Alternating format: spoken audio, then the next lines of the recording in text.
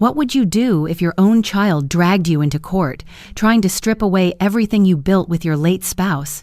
Betrayal, this deep cuts more than any knife. If you've ever faced or witnessed a story like this, share your thoughts below. Your voice matters. And if you're watching from the very beginning, drop a comment so we know you're here with us. Stay tuned. This is a journey you won't forget. The first sound that sliced through the hushed chamber wasn't the shuffle of polished leather shoes or the scrape of a chair leg against marble. It was the sharp crack of the gavel, one clean strike that echoed across the courtroom like a shot fired into still water. And then, a pause. An unnatural, trembling pause. Judge Robert Stanton's hand froze midair. The gavel slipped slightly in his grip, as though its weight had grown too heavy. He looked down, not at the polished bench, not at the papers in front of him, but at me, his gaze locked in place, cutting through the silence. "That's her," he whispered. The words were not meant for the room. They were meant for himself, an involuntary slip, but the microphone carried them farther than he intended. A ripple of gasps moved through the gallery. Heads turned, whispers erupted, and then all at once every eye swung toward me. I, Margaret Whitmore, 65 years old, sat at the defense table, spine straight against the wooden chair, palms pressed together in my lap. I felt their stares like arrows. My chest tightened, but outwardly I remained still. If there was one thing widowhood had taught me, it was how to carry silence. Across from me at the petitioner's table sat my son, my only child. Daniel Whitmore adjusted his navy blue tie, his jaw flexing as though he'd bitten something bitter. His dark hair was styled to perfection, his suit cut sharp, Vanessa's influence, no doubt. Next to him, she leaned in, whispering something that made the corner of his mouth twitch into a thin smile. Vanessa Kane Whitmore, my daughter-in-law, wore confidence like perfume, heavy, suffocating. Her tailored jacket clung to her shoulders, her nails gleamed polished red, her eyes shimmered with satisfaction. She had orchestrated this day down to the last second, and she sat with the glow of someone convinced the victory was already hers. I didn't need to hear her whisper to know what she said. I had lived long enough with that smug curve of her lips. She thinks I'm finished. The courtroom carried its own scent, a blend of wood, polish, dust, and the faint tang of burnt coffee from the bailiff's thermos. A massive clock loomed above the double doors, its second hand clicking louder than my heartbeat. On the wall to the right, the American flag draped down in solemn folds, the red and white stripes illuminated by morning light streaming through tall windows. I should have felt shielded by it, the way Richard always said the flag stood for fairness, for dignity, for the right of every citizen to be heard. But this morning, beneath that symbol, I felt stripped bare. The system wasn't protecting me, it was weighing me, measuring whether my years had made me weak enough to discard. The benches behind me overflowed with neighbors and strangers alike. Some I recognized from the grocery store or the Methodist church where Richard and I once sat every Sunday. Others were simply curious onlookers, hungry for small-town drama to spice their otherwise ordinary week. Their faces carried that blend of sympathy and judgment. Americans wear so well, half pity, half suspicion. I straightened my blouse and focused on the grain of the wooden table before me. It was easier than looking at Daniel's eyes. Attorney Philip Drake, slick-haired and barely past 35, stood first. His suit was charcoal, his tie silver, his confidence blinding. He thrived on performance, and the courtroom was his stage. "Your Honor," Drake began, his voice smooth as honey, "we are here today for one reason only, to protect the dignity and well-being of Mrs. Whitmore." The irony nearly choked me. Protect? By stripping me of my rights? Drake continued, pacing in practiced steps. "My clients, Daniel and Vanessa Whitmore, have acted only out of love and concern. In recent months, Mrs. Whitmore has exhibited troubling lapses in judgment. She has failed to maintain her property responsibly, misplaced important bills, and refused reasonable offers to relocate into safer housing." He paused, allowing the words failed and refused to hang in the air like accusations carved into stone. "Furthermore," he said, "she has increasingly isolated herself, turning away from the very family members who wish only to support her. For her own protection and for the integrity of her estate, we ask this court to recognize her incompetence in managing her financial affairs." A wave of murmurs rippled behind me. I could feel the judgment seeping into my bones. Incompetence, such a clinical, brutal word. I wanted to rise, to shout that I had paid every bill for 40 years, that my home was not a hazard but a sanctuary, that solitude is not weakness, it's survival. But I stayed silent, my hands folded tighter, nails pressing half-moons into my skin, because sometimes silence carries more weight than words. Judge Stanton shifted again, his eyes never leaving me. There was something there, not pity, not suspicion, but recognition, as though my face had stepped out of the fog of his past and planted itself in his present. "That's her," he repeated, softer this time. Drake faltered mid-sentence. Daniel looked up, confused, irritation flashing in his eyes. Vanessa frowned. I sat still, but inside me a current surged, because I knew why Stanton's voice shook. Somewhere in his memory, buried under years of cases and rulings, was a piece of me. Something I had once done, something he hadn't forgotten. And now, in this room where everything seemed stacked against me, that buried memory had chosen to claw its way back. Daniel's coldness. "Mom?" Daniel's voice cut the silence, colder than Vermont ice in January. "You could stop this right now. Just sign. No one wants to hurt you." The gallery stirred. People leaned forward, straining to catch my reaction. Vanessa's smirk grew sharper, her nails drumming softly on the table as if keeping time to Daniel's cruelty. My son, the boy I had nursed through scarlet fever, the teenager I had driven to baseball practice at 6 in the morning, the man I had hugged tight when he graduated college, that boy was gone. What sat across from me was a stranger, molded by ambition and by Vanessa's whispering voice. I wanted to reach across the years, to shake him free from her grip, but his eyes were steel. He wasn't reaching back. I didn't answer him. I didn't cry or plead.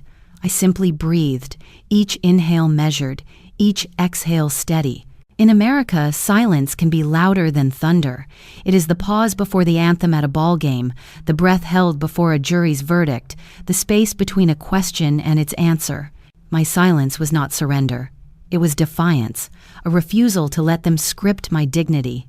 I caught Linda Harris's eyes in the gallery, my neighbor, my friend.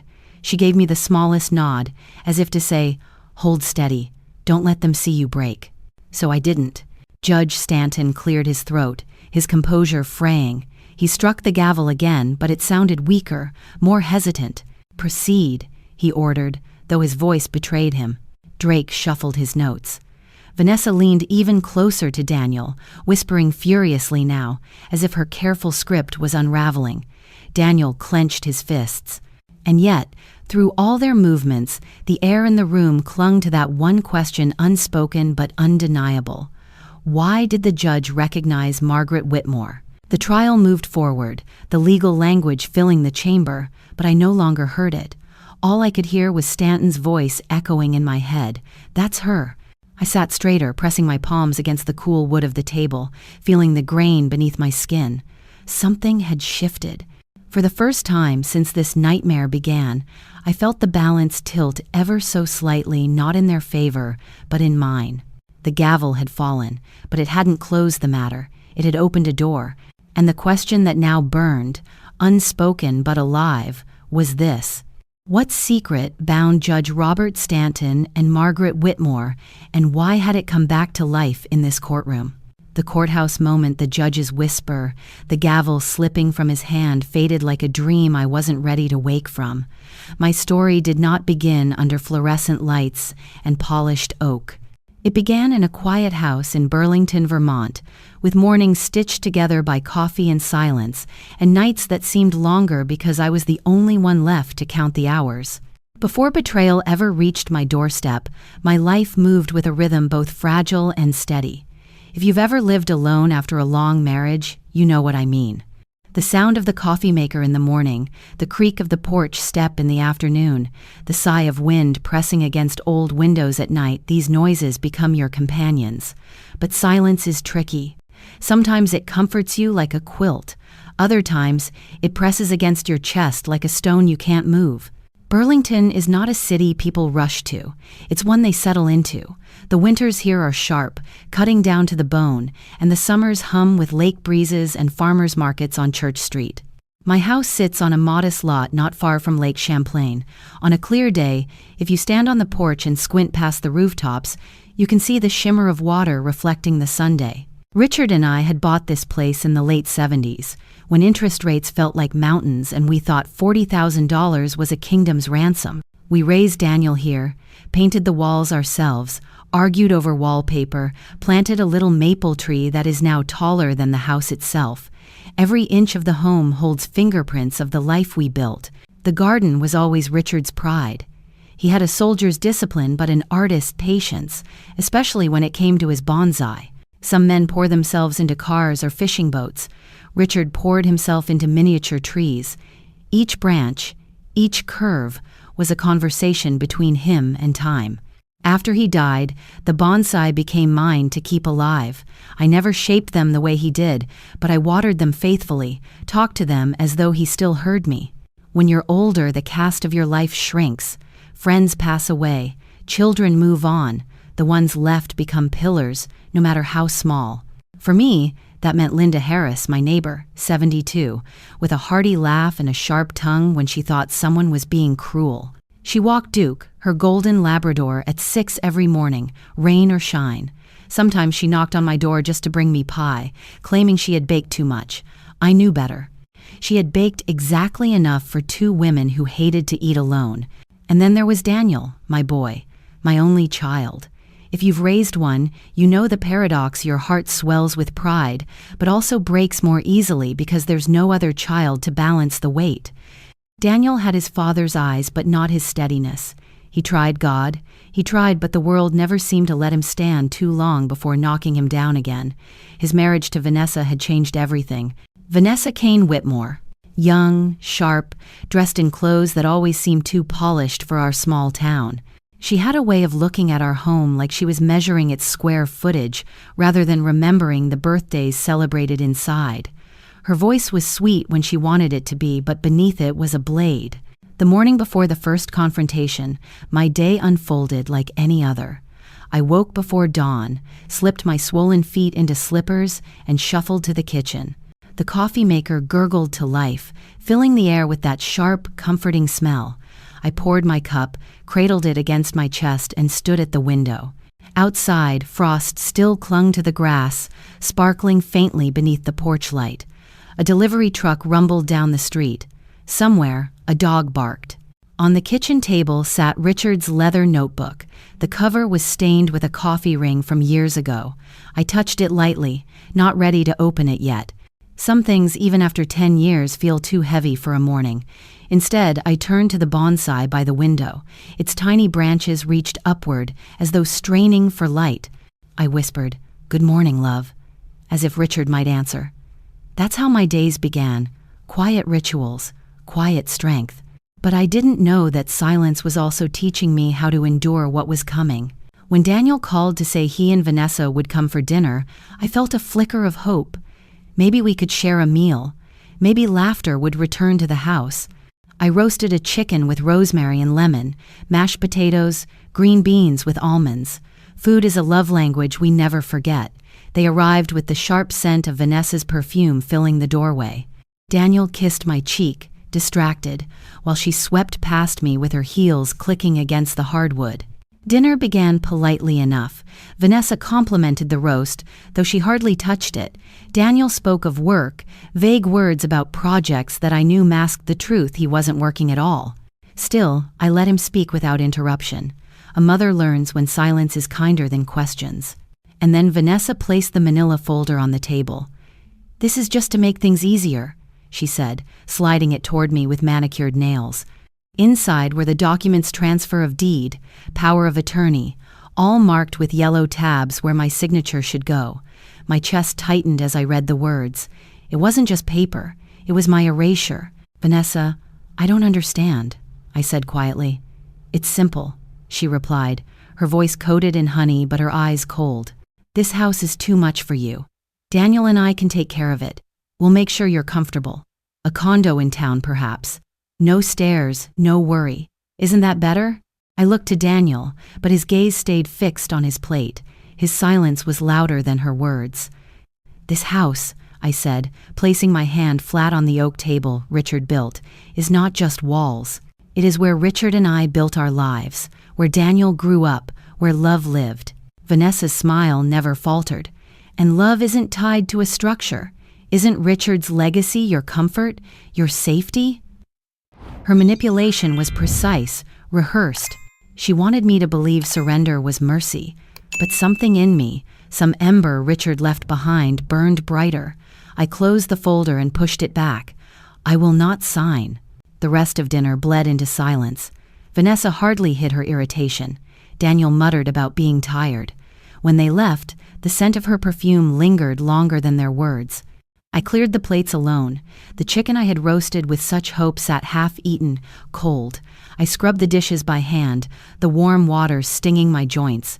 With each plate, I felt the weight of betrayal press harder. From across the street, Linda's porch light flicked on. She stood there, apron still dusted with flour, Duke by her side. She raised her hand in a quiet wave, her eyes searching mine. I forced a small smile and waved back. That was Linda, never intruding, but always present. That night, I sat at the kitchen table, the bonsai in the corner glowing faintly under the lamp. My hands trembled as I opened Richard's notebook for the first time in years. His handwriting reached across time. "Margaret, protect it. Trust your judgment." The words cut straight through my grief and my fear. He had known there would be a day I'd have to stand alone. I pressed the notebook to my chest, whispering, "I will, Richard. I promise." But just as I closed the notebook, headlights swept across the window. A car slowed at the curb. Vanessa's car. She sat inside, engine humming, her face lit by the glow of her phone. Why had she come back? What was she waiting for in the dark, outside my home? The answer, I feared, would change everything. The glow of Vanessa's phone screen lit her face as she sat in the car outside my home. I watched from the window, clutching Richard's notebook to my chest, my stomach twisted. No one returns after midnight without reason. She stayed a few minutes, then pulled away. The taillights faded, leaving me with only questions and the thudding of my heart. Sleep would not come that night. The next afternoon, as I trimmed the bonsai and tried to shake off the unease, the crunch of tires on gravel broke the quiet. Through the curtains, I saw Vanessa again, this time stepping out in a tailored gray suit. Beside her stood a tall man carrying a leather briefcase. He scanned my property with a detached precision, the way a butcher sizes up a cut of meat. I stepped onto the porch. "Vanessa? What's this about?" She smiled too brightly. "Margaret, this is Mr. Alden. He's a realtor. Just taking a quick look. Nothing to trouble you with." My throat tightened. "This is my home. You will not treat it like a showroom." The man avoided my gaze, jotting notes on a pad as he walked the perimeter. Vanessa trailed behind him, pointing at the porch, the roofline, even the bonsai by the window. Her voice was cheerful, but every word cut. Yes, original hardwood, spacious yard, good resale potential. Inside, they walked as if they owned the place. The realtor's polished shoes tapped across Richard's old floors. He admired the fireplace, the built-in shelves Richard had crafted decades ago. Vanessa ran her manicured fingers along the mantel and said, "Outdated, but with the right touch it could look modern." I stood rooted in the living room, heat rising in my chest. My hands shook, but I forced my voice steady. "You need to leave. Now." Vanessa tilted her head, pity dripping from her smile. "Don't be difficult, Margaret. We're just exploring options." Her words stung deeper than any shout. Options. As though my life, my memories, the very walls Richard built were negotiable. Before I could answer, the front door creaked open. Linda stood there, apron still dusted with flour, Duke's leash wrapped around her wrist. Her voice was calm but carried iron. "Vanessa, what exactly are you doing in Margaret's home without permission?" Vanessa stiffened. "This doesn't concern you, Linda." "It does," Linda replied, stepping fully inside. "I've lived across the street for 30 years. I know what Richard built here, and I know when a neighbor is being bullied." The realtor cleared his throat, suddenly uneasy. Perhaps we should reschedule. Yes, I said firmly. Reschedule to never. Vanessa's smile faltered for the first time. She snatched the folder of notes from the realtor and stormed toward the door. You're only making this harder on yourself, she hissed. Linda placed a steady hand on my shoulder as the door slammed. My knees trembled, but I stood tall beside her. Don't let them break you, Margaret, she whispered. You're stronger than you think. That night, the house felt colder. I locked the doors, drew the curtains, and sat at the kitchen table. The documents Vanessa had left before still sat in the drawer, their edges curling like a sneer. I opened Richard's notebook again, searching for strength. Between financial notes and bonsai sketches, I found a page I hadn't noticed before. Not all who smile mean well. Protect what we built. Trust your judgment, even if it means standing alone. The ink had faded, but the words burned. He had known betrayal might come not from strangers, but from within. I pressed my forehead against the page, whispering, You were right, Richard. You knew this day would come. The following week brought uneasy calm. I busied myself with chores, sweeping the porch, polishing Richard's old tools, cooking simple meals. But every ring of the phone, every envelope in the mailbox, made my stomach tighten. Linda checked on me daily, bringing casseroles I could barely taste. You're not alone, she reminded me. I nodded, but at night, when the house grew silent, doubt crept back in. Would Daniel ever stand beside me again, or had Vanessa already erased me from his heart? On Friday afternoon, a sharp knock rattled the front door. I froze, dish towel in hand. When I opened it, no one stood there. Only an envelope lay on the porch. Heavy paper, neat lettering, the kind lawyers use. My hands trembled as I carried it to the kitchen. I broke the seal and read, Mrs. Margaret Whitmore, you are hereby summoned to meet with attorney Philip Drake, representing your son Daniel Whitmore and his wife, Vanessa Kane Whitmore. The words blurred. They were escalating. This wasn't just family manipulation anymore. It was war. I placed the letter beside Richard's notebook, my silver wedding band glinting in the lamplight. The air in the house felt heavy, charged, as though the walls themselves braced for what was coming. From across the street, Linda's light flicked on. She stood on her porch, watching, as if she sensed the storm building. I whispered into the silence, They think I'm weak. But they don't know what Richard left me. They don't know I am not alone. My heart pounded. I traced the words Richard had written, Trust your judgment. The clock ticked louder, each second a drumbeat of the battle ahead.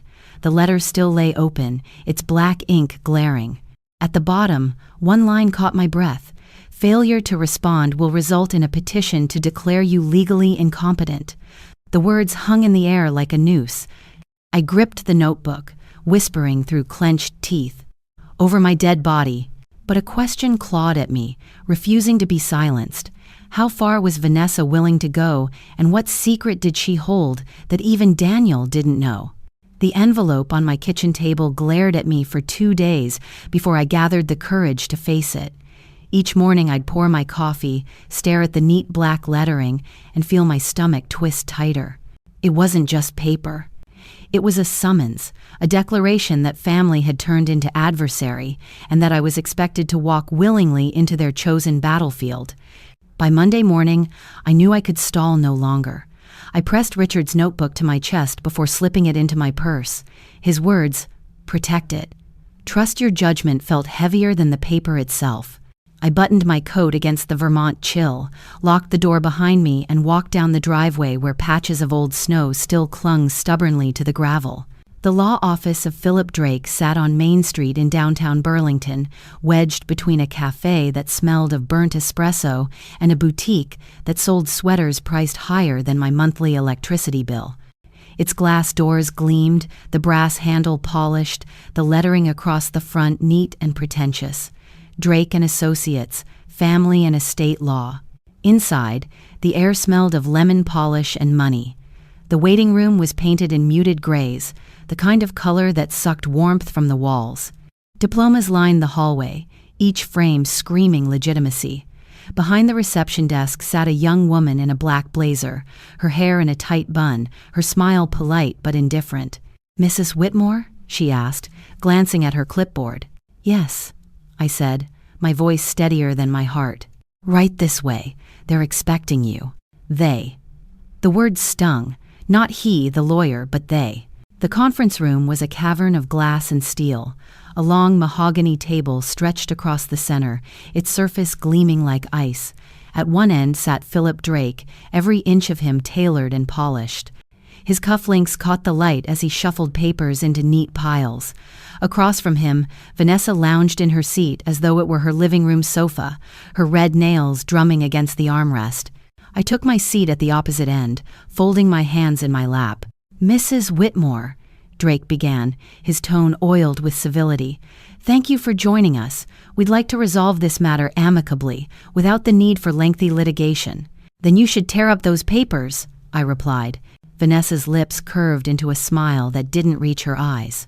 Mrs. Whitmore, Drake continued smoothly, your son and his wife only want what's best for you. These documents are designed to ensure your estate is protected and that your needs are met. This is a standard procedure for someone at your stage of life. My stage of life, I repeated, the words bitter on my tongue. You mean being old. You mean being alone. You think that makes me weak. Drake leaned back, unfazed. It makes you vulnerable, and my clients are simply trying to safeguard your future. My future belongs to me, I said sharply. Not to you, not to them. Vanessa leaned forward, her voice dripping with mock concern. Margaret, please, we're offering you security. You'll never have to worry about bills again. We'll handle everything. Doesn't that sound like peace of mind? Peace of mind. That phrase again. She wielded it like a weapon, but I could see the calculation in her eyes. This wasn't about peace. It was about control. The door opened, and Daniel entered. My heart stumbled at the sight of him. He looked tired, shadows beneath his eyes, his tie loosened as if he'd struggled just to arrive. He took the seat beside Vanessa, his hand brushing hers in a silent pledge. Mom, he said softly, this doesn't have to be a fight. Please, just sign. Let us take care of you. The boy I once cradled was gone, replaced by a man who couldn't see the chains being fastened around both our ankles. His voice cracked, though, and in that crack I heard the son I once knew, the one who had loved baseball and strawberry ice cream, the one who cried when Richard left for deployments. But he wasn't strong enough to break free of her grip. Not yet. I will not sign, I said again, my voice low but steady. Drake sighed, as though patience were a luxury he could afford. He slid a new document across the table. This is a revised agreement. We've simplified the language, reduced the scope.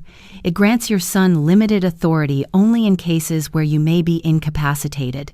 It's a compromise. I didn't touch the paper. A compromise built on a lie is still a lie. Vanessa's smile finally cracked. You're being unreasonable, Margaret. Do you really want this dragged into court? Do you want your name smeared, your dignity questioned in public? I leaned forward, my hands gripping the edge of the table. You underestimate me, Vanessa. I have lived through deployments, through burying the man I loved, through raising a son alone. You think I'm afraid of a courtroom? You think you can shame me into surrender? You don't know me at all. The room fell silent. Even Drake shifted in his seat. Daniel's eyes darted between us, torn, but he said nothing. I stood, sliding Richard's notebook from my purse. I didn't open it. I didn't need to. The weight of it was enough. This meeting is over, I said. As I walked toward the door, Vanessa's voice followed, sharp as broken glass. You can't fight us forever. We'll get what we want, one way or another. I didn't turn back. I didn't give her the satisfaction. But as I stepped out onto Main Street, the cold Vermont air burning my cheeks, I felt the first tremor of fear. Because beneath her threat, I had heard certainty. The Vermont wind slapped me awake as I stepped onto Main Street. I gripped Richard's notebook inside my purse as if it were a shield. People hurried past, bundled in coats, carrying coffee cups that steamed in the cold. To them, I was just another older woman walking against the current of traffic. They couldn't know that I had just faced my own son across a battlefield, dressed as a conference table. I walked the 3 blocks back to where I had parked my aging Buick. My knees ached from the cold, my breath fogged with each step. As I slid into the driver's seat, the tears came, not loud sobs, but the quiet kind that sting your throat and make the world blur. I pressed my forehead against the steering wheel and whispered, "Richard, I don't know how much longer I can fight them alone." But alone was no longer an option. Vanessa had shown her hand. She was willing to bring strangers into my home, to parade realtors across Richard's floors, to drag lawyers into our family. And Daniel, my Daniel, was too blind to see it. I drove home slowly, each red light stretching longer than the last. Burlington looked the same as it always had, students walking with backpacks slung over one shoulder, couples holding hands, shopkeepers sweeping salt from their doorsteps. But to me, the whole town felt altered, as though I were seeing it through glass that had cracked just enough to distort every angle. When I pulled into my driveway, Linda was already waiting on her porch. Duke bounded down the steps to greet me, tail wagging furiously. Linda crossed the street, her face etched with concern. "Well?" she asked. I shook my head. "They won't stop, Linda. They won't stop until they take everything." She placed a hand on my arm. "Then you don't stop either. You still have fight in you, Margaret. I can see it." Her words warmed me more than the coat on my back. I invited her in for tea, and while the kettle whistled, I laid out the latest document Drake had pushed across the table. Linda scanned the lines, her lips thinning. "This isn't protection," she said. "It's a noose. They want control over every decision you make. I've seen enough family squabbles in this town to know where this leads." "To court," I said flatly. "To war," she corrected. That night, long after Linda had gone home and Duke's barking had faded into the dark, I sat again with Richard's notebook. My fingers traced the faded ink, the words that felt like whispers from another life. I turned a page I hadn't dared touch before. Scribbled in the margin was a phrase that made my chest tighten. "Not all debts are financial." I read it again and again, trying to decipher what he had meant. Had Richard known something? Had he left me a warning not just about money, but about trust? The next morning, my answer came in the most unexpected way. I was returning from the grocery store, struggling with bags heavier than they used to feel, when I saw Vanessa's car parked outside the cafe across from the law office. She wasn't alone. Through the cafe's wide window, I saw her seated across from a man I didn't recognize. He was tall, his suit darker than Drake's, his posture exuding quiet power. Vanessa leaned in close, her smile sharp, her hand brushing his as she slid a folder across the table. The man opened it, glanced at the papers, then nodded. My stomach dropped. This wasn't Drake. This wasn't Daniel. This was someone else entirely, someone Vanessa trusted enough to meet in public, but secretively enough to lean in like co-conspirators. I ducked behind a parked truck, heart hammering. I watched as she placed her hand on his wrist and whispered something that made him chuckle. Then she reached into her purse, pulled out her phone, and showed him something on the screen. His smile widened. A cold certainty washed over me. Vanessa wasn't just manipulating Daniel. She was building something larger, a web I couldn't yet see the edges of. I stumbled back to my car, groceries forgotten in the trunk. My hands shook as I gripped the steering wheel. Questions swarmed. Who was that man? What was in the folder? What secret had Vanessa kept even from Daniel? That night, I could barely eat. I sat in the dark kitchen, Richard's notebook open, the phrase haunting me. Not all debts are financial. Had Vanessa entangled Daniel in something deeper than greed for a house? Had she promised something to someone else? Something that involved me? The thought kept me awake long after midnight. I rose and wandered the house, touching the frames Richard had built, the photographs of Daniel as a boy, the quilt I had stitched by hand. Each object was a reminder of what was at stake. Near 2 a.m, I stood at the window. Across the street, Linda's porch light flicked on, though I hadn't seen her step outside. Was she awake too, sensing my unrest? I raised my hand to the glass, as if reaching for an ally who could see what I could not. The town was silent. The only sound was the ticking of the old clock in the hallway, each second stretching thinner, sharper. I whispered into the empty room, "Richard, what did you know that I don't?" 2 days later, another envelope arrived, this one heavier than the last, sealed with a crimson wax stamp instead of glue. No return address, only my name in sharp, deliberate handwriting. I carried it inside, my pulse quickening. I sat at the kitchen table, staring at the seal, unable to break it. Something about it felt older, darker, more dangerous than legal documents or realtors scribbling on pads. When I finally slid the letter opener under the flap, the paper inside was brief, only one line, written in bold black ink. "Meet me before you lose everything. Do not tell Daniel. Do not tell Vanessa." There was no signature, only an address scrawled at the bottom, a place on the outskirts of Burlington I hadn't visited in years.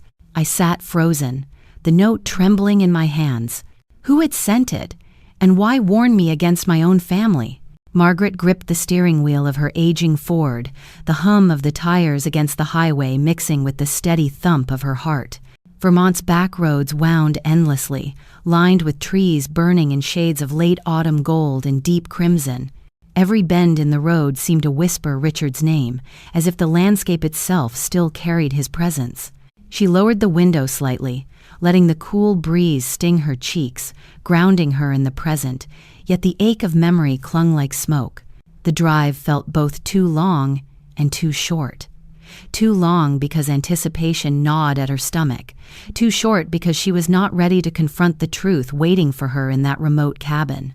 She had not been up this far north since Richard passed, and each familiar landmark tugged at an old memory.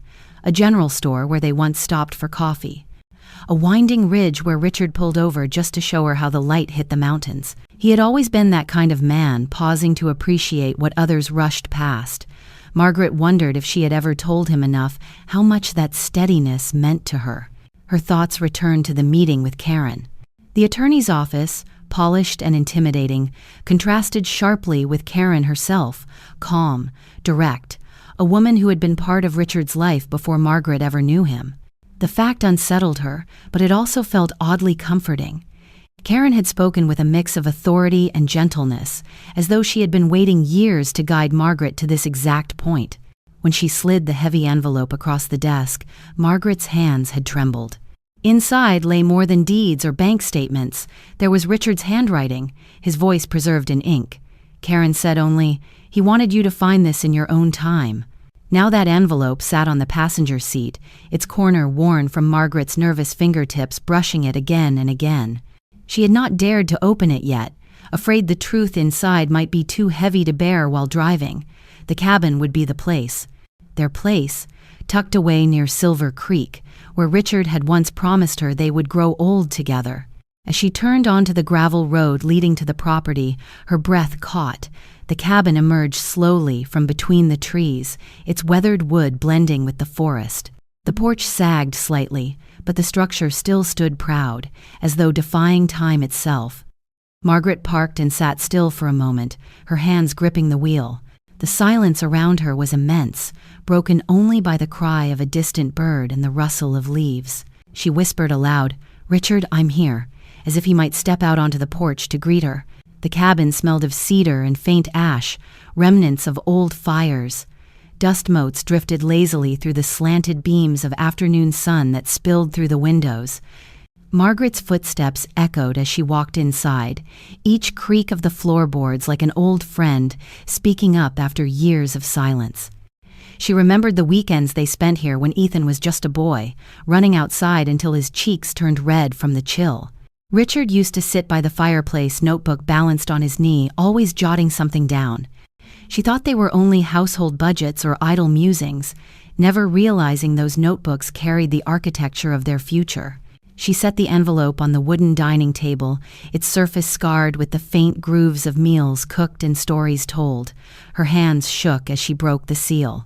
Inside, neatly arranged, were deeds, records, and a letter marked simply, "For Margaret." She unfolded it carefully. Richard's handwriting swept across the page in familiar loops, his voice rising vividly in her mind. "My love, if you are reading this, I am gone. But what we built is not gone. The house is only one piece. There are accounts, properties, investments, everything I never spoke of because I wanted to carry the weight myself. I trusted Karen to guide you when the time was right. Do not let fear make you small. Protect what we built, even if Ethan does not yet understand. He may be blinded, but he is still our son. And you, Margaret, you are stronger than you know. Tears blurred the ink as she traced his name at the bottom. The paper trembled in her hands, not from age, but from the weight of revelation. Margaret leaned back in the chair, her breath ragged. Richard had hidden not only wealth but responsibility. She thought of the endless nights she worried about money, about keeping the house. And all along he had prepared something larger, something he must have known would one day protect her from betrayal. She pulled out the deeds, her eyes scanning the neat signatures and seals. Small rental properties in Burlington, a stretch of land near Middlebury, even a share in a bookstore Richard once mentioned fondly but never said he owned. Margaret's heart pounded with a mixture of awe and dread. It was too much for one woman alone. No wonder Karen had been firm. This was more than sentiment. This was a shield Richard had left her, but also a burden she now had to carry. As the light outside dimmed into late afternoon, Margaret lit the old lantern on the table. Its glow illuminated the scattered documents, turning them into fragile artifacts of a past she only partly knew. She felt as though she were meeting Richard again, but this time through the quiet truth of his foresight. Her fingers brushed over one deed in particular, Silver Creek, the land surrounding this very cabin. Written in Richard's hand on the margin were the words, "For her peace." Margaret pressed her lips together, fighting back sobs. He had always known she would need refuge, a place untouched by Marissa's schemes or Ethan's wavering loyalty. But why had he not told her? Why let her suffer the humiliation of Marissa walking through her home with a realtor, acting as if Margaret were already gone? She whispered into the stillness, "Richard, why didn't you trust me with this sooner?" No answer came, only the settling creak of the cabin and the gentle sway of branches outside. Yet in the silence, she felt him, not as memory but as presence. Strong, steady, urging her forward. She gathered the documents back into the envelope, tucking the letter safely inside her cardigan pocket. As she prepared to leave, something caught her eye near the fireplace. An old wooden box, one Richard used to keep tools in. Curiosity pushed her toward it. The lid groaned as she lifted it, revealing not tools but another set of papers, bound with twine. Her heart raced. Slowly, she unwrapped the bundle and found more notes in Richard's handwriting. Some were lists of numbers, others letters never sent, and one addressed directly to Karen. Margaret's pulse quickened. If Richard had trusted Karen this deeply, then Karen must know more than she had revealed. Why had she held back? What else had Richard hidden between the lines of their quiet life? As Margaret clutched the bundle to her chest, the lantern flickered, throwing long shadows across the cabin walls. A gust of wind rattled the window, startling her. She turned, half expecting to see someone standing outside. The forest loomed, darkening as evening fell. A shiver traveled her spine. She was not sure if it was fear, grief, or the unsettling knowledge that this discovery was only the beginning. She blew out the lantern, the cabin falling into a hush broken only by the whisper of leaves outside. As she locked the door and stepped back into the cool twilight, her eyes lingered on the bundle of Richard's papers, now hidden beneath her arm. One line from his letter pulsed in her mind, "Even if Ethan does not yet understand." Margaret paused beside the car, clutching the envelope, staring back at the cabin that had offered her answers but raised even more questions. If Ethan ever learned of these properties, what would he do? Could he bear the truth, or would Marissa twist it into another weapon? She slid into the driver's seat, her breath trembling in the cold air, and whispered, "Richard, what am I supposed to do with this?" The forest gave no reply, only a long sigh through the pines. And then, just as she started the engine, her phone buzzed in the passenger seat. A message lit up the screen. It was from an unknown number. The words were short, chilling. "You think you're safe at Silver Creek? Think again." Margaret froze, her blood running cold, the glow of the screen burning against the dark. Who knew she was here? How could they know about Silver Creek? She sat in the driver's seat, the night closing in around her, the envelope heavy in her lap. One question clawed through her mind, louder than all the others. Had Richard's secrets been safe, or had someone else been waiting for her to find them? Margaret's hands trembled as she set the phone down, the glow of the message searing her vision long after the screen dimmed. The unknown number, the cutting words "think again" dug into her chest like claws. Her first thought was Ethan. Had he said something? No, His face in court had been confusion, fear, maybe regret, but not malice. Marissa. It had to be Marissa. She had always moved quickly, circling Margaret like a hawk, but how could she know about the cabin, about Silver Creek? Richard had guarded this place so carefully, as if it existed outside the world. Margaret sat in the driver's seat, frozen, her breath fogging the windshield.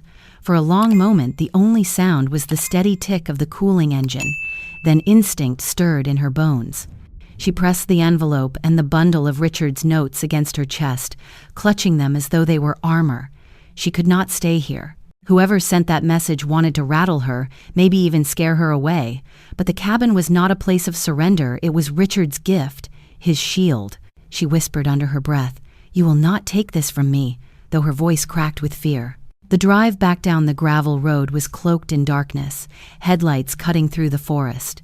Every branch seemed to bend closer, every shadow seemed to lean across her path. Margaret glanced often at the rearview mirror, half expecting headlights to appear, but none came. Still, her heart raced with the certainty that she was not alone. At the base of the road, her phone buzzed again. A second message, shorter than the first. "Leave it alone." By the time she reached her home in Brattleboro, the night pressed down heavy, the house looming like a sentinel in the streetlight glow. She parked quickly, gathered the documents into her bag, and hurried inside, locking the door behind her. The familiar creak of the hallway floorboards felt different now, not welcoming, but fragile, as though the safety of her house had been pierced. She placed the envelope on the kitchen table beside Richard's old notebook. The coffee stain caught the lamplight, steady and grounding. Margaret sank into the chair and stared at the words of the messages glowing on her phone. Fear curled in her chest, but anger rose too. For weeks she had endured humiliation, betrayal, manipulation. But this threatening her, haunting her steps to Silver Creek, this was a line too far. She pressed her hands flat against the table. Richard had prepared her for storms, and storms demanded resolve. The next morning she drove straight to Karen's office. The attorney greeted her with calm, though her eyes sharpened when Margaret slid the phone across the desk. Karen read the messages silently, then exhaled.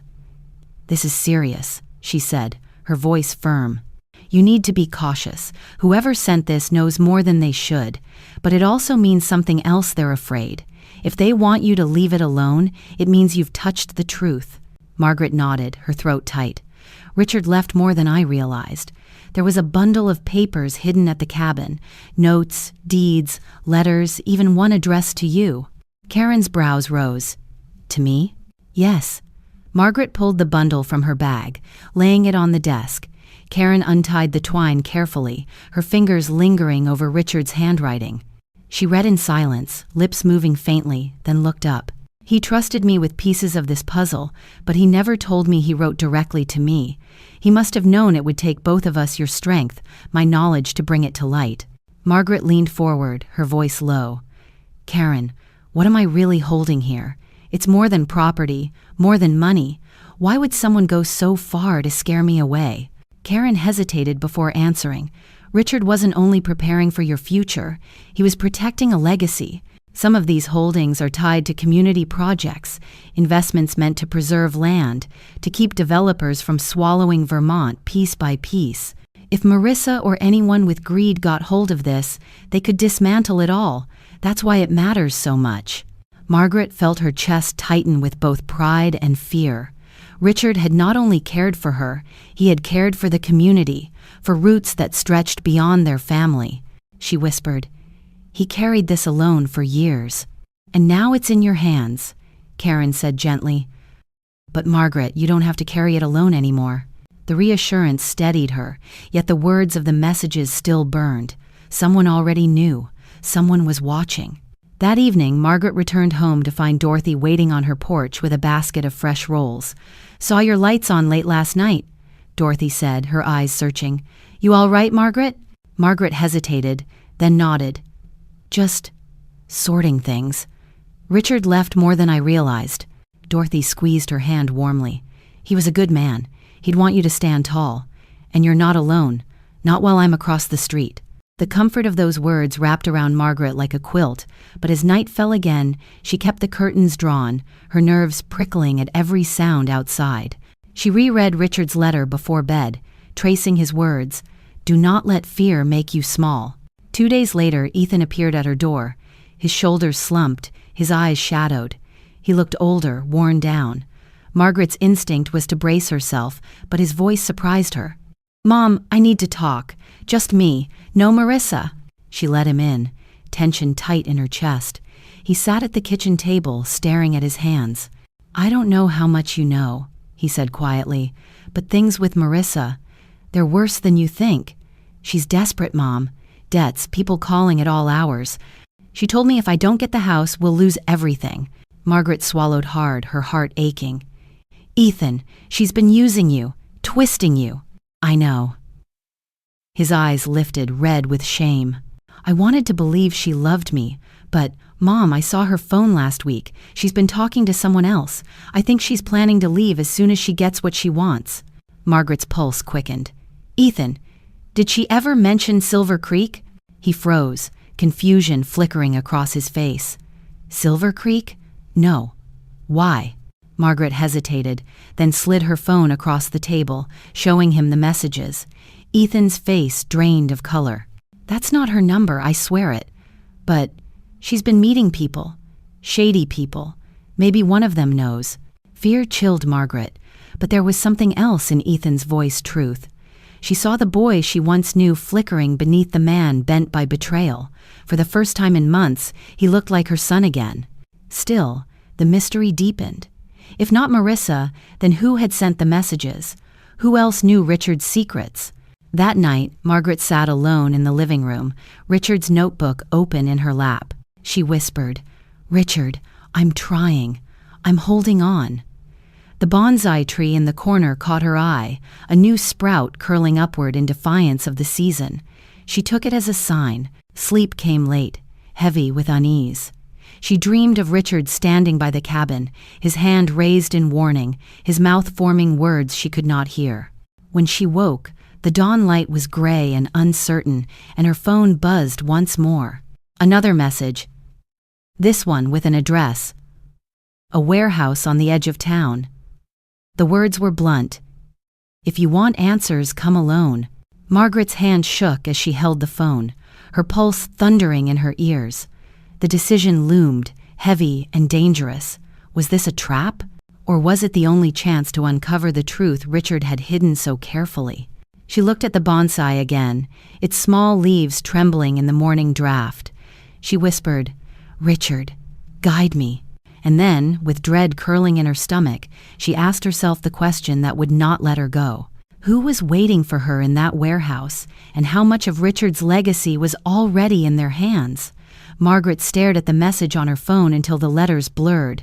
A warehouse on the edge of town. "If you want answers, come alone." The words pressed into her chest like the weight of a stone. Every instinct told her this was dangerous, that walking into a meeting with an unknown sender was reckless. But Richard's voice echoed in her mind, steady as ever. "Do not let fear make you small." She sat at the kitchen table with the bonsai nearby, its tiny leaves glowing faintly in the lamplight. She whispered to it, as if to Richard himself, "What would you have me do? Ignore it and let them keep their grip on Ethan? Or walk into the dark and hope to find the truth?" The tree, of course, gave no answer, but something about its stubborn sprout curving upward felt like a sign. Life bent, but it did not break. The following day passed in a blur. She tried to keep to routine coffee at dawn, sweeping the porch, reading Richard's notes again, but her mind returned constantly to the address. Fear gnawed at her, but so did curiosity. Whoever had sent those messages knew Silver Creek. That knowledge was too sharp, too specific, to ignore. By late afternoon, Margaret made her choice. She slipped Richard's letter into her cardigan pocket, tucked the bundle of documents into her bag, and drove toward the edge of town. The sky darkened early, clouds smothering the light, as if the world itself conspired to make the evening heavier. The warehouse district sprawled like a forgotten skeleton, rows of corrugated metal buildings with broken windows and rusted doors. Her headlights caught the number painted faintly on the side of one building, the very address from the message. Margaret parked a block away, heart pounding, and sat still for a moment. She wanted to call Karen, to tell her where she was, but the message had been clear. "Come alone." And something inside her, equal parts fear and pride, insisted she could do this herself. She approached on foot, gravel crunching under her shoes. The warehouse loomed, its sliding door cracked open just enough to reveal a sliver of darkness inside. Margaret swallowed hard and stepped through. The air smelled of oil and dust, the kind of stale silence that hangs over abandoned places. Shadows stretched long across the concrete floor. For a moment, the emptiness pressed on her, and she wondered if she had walked into nothing more than her own paranoia. Then a voice echoed from the far side. "You came." Margaret's breath caught. From the shadows, a figure stepped forward. A man in his late 50s, his suit worn at the cuffs, his face lined with years of strain. He carried no weapon, only a folder tucked under his arm. "Who are you?" Margaret asked, her voice steady despite the hammering in her chest. "My name's Alan Price," he said. "I worked with Richard years ago. Real estate, community projects, things he didn't always talk about openly. He trusted me to watch over certain files. And when I heard what was happening, your son, his wife, the threats, I knew it was time." Margaret narrowed her eyes. "You sent the messages?" He shook his head. "No. Someone else got to you first. I only learned you went to Silver Creek because, well, word travels in small towns. But I wouldn't threaten you. I'd warn you." Her pulse quickened. "Then who would? Who knows about the cabin?" Price's expression darkened. "Developers, predatory ones, the kind Richard spent half his life fighting. He blocked their projects more than once, buying land before they could, tying up permits in red tape. He won battles, but he made enemies, powerful ones. And now they see an opening with him gone, with your son tangled up, with Marissa whispering in his ear." Margaret's knees weakened, but she steadied herself. "So Silver Creek, the properties, the foundation he dreamed of, they're all targets." "Yes." Price set the folder on a dusty table between them, but he left tools, records, proof of what these men did in the past. Fraud, illegal lobbying, the kind of things that could ruin them if brought into light. He wanted you to decide if the fight was worth carrying on. Margaret stared at the folder, its edges frayed. Fear rippled through her, but beneath it, a thread of resolve tightened. She whispered, "He always carried more than I knew, and now it's mine." Price nodded. "But know this, Margaret, if they sent you threats, they're watching. They won't hesitate to use Ethan to get what they want. Be careful." She clutched Richard's letter in her pocket, the words a shield against the chill. "I will not let them destroy what he built." Price's gaze softened. "Then you'll need allies. More than me, more than Karen. People who will stand beside you when this turns ugly, because it will." Margaret gathered the folder into her arms. The paper felt heavier than stone. She left the warehouse without looking back, her breath sharp in the night air. Every step felt like stepping deeper into Richard's world, a world of battles fought quietly, victories hidden, enemies waiting. On the drive home, her headlights sliced through the dark, and she caught herself glancing at every car that passed, every figure at the corner.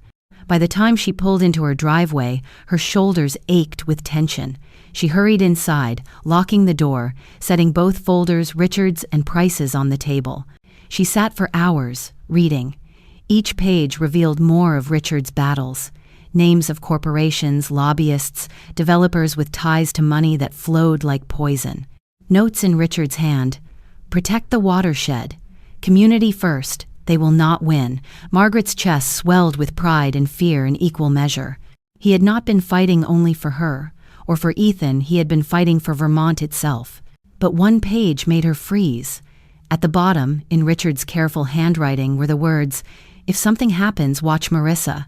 She is not who she pretends to be." Margaret's blood ran cold. Richard had known. Somehow, he had seen it before she did. Her hands trembled as she set the paper down. She whispered into the stillness, "How much did you know, Richard? How far ahead did you see?" Outside, the wind rattled the window, and Margaret glanced up sharply. For a moment, she swore she saw movement near the street lamp, a figure standing too still, watching. She blinked, and the space was empty. But the chill lingered. That night, she hid the folders beneath the floorboards of her bedroom, just as Richard once hid his secrets. She lay awake long after midnight, listening to the house creak, her mind replaying the words, "She is not who she pretends to be." When sleep finally came, it was restless, haunted by the image of Marissa's smile, sharp, cold, hungry. By morning, Margaret rose with a new resolve. She could not shield Ethan by silence. She had to show him, piece by piece, who his wife really was and what his father had left behind. But how? If she pushed too hard, Marissa would twist it again, using Ethan's guilt to bind him tighter. Margaret brewed coffee and sat at the table, tracing the rim of her cup. She whispered to the empty room, "Guide me, Richard. Tell me when to speak and when to hold silence." Her phone buzzed, pulling her back. A new message. This one not from Price, not from a stranger, but from Ethan. "Mom, I need to see you. Alone. Tonight." Margaret's heart pounded. She typed back quickly, "Come after work. The porch light will be on." She set the phone down and pressed her hands flat against the table. Tonight, then. Tonight her son would walk through the door, carrying his shame, his fear, maybe his last shred of hope. And she would have to decide how much truth to lay before him. The day stretched long, heavy with anticipation. Margaret cleaned the house more than it needed, swept the porch twice, baked bread just to steady her hands. As the sun dipped low, she lit a lamp by the window, the same lamp Richard once used when waiting for Ethan to come home late as a teenager. When the knock finally came, her chest tightened. She opened the door to find Ethan standing there, shoulders slumped, eyes hollow. "Mom," he whispered, "I don't know where else to go." Margaret stepped aside, her heart aching, and let him in. Ethan sat at the kitchen table, his hands wrapped around the mug of coffee Margaret placed in front of him. He didn't drink. He just stared at the steam curling upward, his shoulders heavy with a silence that seemed to press against the walls. Margaret sat opposite, her own fingers tight around Richard's notebook beneath the table, as if the leather-bound pages could lend her strength. For a long while, neither spoke. Then Ethan whispered, "I think I've made a terrible mistake." Margaret's chest ached. She reached across the table, her hand hovering just above his. "You're here. That's what matters. Tell me, Ethan." His eyes flickered up, filled with both fear and shame. "Marissa's been lying to me. I didn't want to see it, but I can't ignore it anymore. She said the house was just about security, about making sure you'd be cared for. But I saw messages, Mom. She's been in contact with people, men I've never heard of. I confronted her once, and she said I was imagining things. But last night, I saw her meeting one of them in town. They didn't see me. But the way she laughed, the way she touched his arm," his voice broke. "She's not with me. She's using me." Margaret closed her eyes. The truth Richard had written in his notes pulsed in her memory. She is not who she pretends to be. Slowly, she opened the drawer beside her and pulled out one of the folders Price had given her. She laid it on the table. "Ethan," she said softly, "your father saw this long before you did. He left me these papers. He knew Marissa wasn't what she pretended to be." Ethan's eyes widened as he reached for the folder. His hands trembled as he flipped through the pages, scanning Richard's notes, the deeds, the records. "Dad, he knew? He left all this and you never told me?" Margaret's throat tightened. "I wanted to protect you. I thought if I stayed quiet, if I bore the weight myself, you wouldn't have to see what she was doing. But silence doesn't protect, Ethan. It only delays the pain." He buried his face in his hands. "God, Mom, I let her turn me against you. I stood by while she talked about selling the house, about treating you like a burden, and I let her." Margaret reached out, resting her hand gently on his arm. "You are my son. You were blind, but you are not lost." For the first time in months, he leaned into her touch, his shoulders shaking with quiet sobs. Margaret's eyes stung, but she held herself steady. Richard's words echoed again. Even if Ethan does not yet understand, now perhaps he finally did. When Ethan lifted his head, his face was pale but resolved. "Mom, I want to help. I don't care what it takes. Tell me what I have to do." Margaret hesitated. She had prayed for this moment for her son to see the truth, but she also knew the danger. "Ethan, this isn't just about Marissa. There are others. Developers, powerful men, people your father spent years fighting. They've already threatened me. They're watching us." He stiffened. Threatened you? How? She showed him the messages on her phone. His jaw tightened as he read. This isn't just Marissa. She's tied herself to someone else. Someone dangerous. Margaret nodded. And now they want me to surrender. But I can't. Not when Richard worked so hard, not when our future depends on it. Ethan pushed the folder back toward her. Then we fight. Together. I'll stand with you, Mom. I won't let them tear us apart. Her heart swelled, fragile yet fierce. For the first time, she felt she was not standing alone, but as quickly as hope flared, fear shadowed it. If you defy Marissa, she'll come after you. She won't let you go easily. Ethan's mouth hardened. Then let her try. They sat in silence for a while, the lamp casting a warm glow over the kitchen. For a fleeting moment, it felt like family again the way it had when Richard was alive, when Ethan was still a boy. Margaret dared to breathe in the peace, knowing it might not last. Later that night, after Ethan had gone back to his apartment to gather his things, Margaret paced the hallway, restless. She checked the locks twice, then again. She pulled the folders from beneath the floorboards, spreading the documents across the dining table. She traced Richard's handwriting, his careful notes, his warnings. She whispered, "We're not beaten yet." The house was quiet, too quiet. She poured herself tea and settled by the window, watching the street. Midnight passed, 1 o'clock, 2. She fought sleep, the folders still open beside her. And then she heard it. A faint sound at the back door, the scrape of metal against the lock. Margaret froze, her breath caught in her throat. Slowly, she reached for the phone but stopped. If she dialed, the sound might alert whoever was outside. She listened, heart pounding. The scrape came again, louder this time, followed by the faint creak of the door frame. Someone was trying to get in. She glanced at the table, at the folders spread across it. If they were after the documents, she couldn't let them find them. Quickly, she gathered the papers into Richard's notebook and slipped it into the laundry chute that dropped into the basement. Her hands shook, but her movements were swift. Then she turned off the lamp, plunging the room into darkness. The back door creaked open. A sliver of cold air slipped into the house. Margaret pressed herself against the wall, her breath shallow, listening to the slow steps entering her kitchen.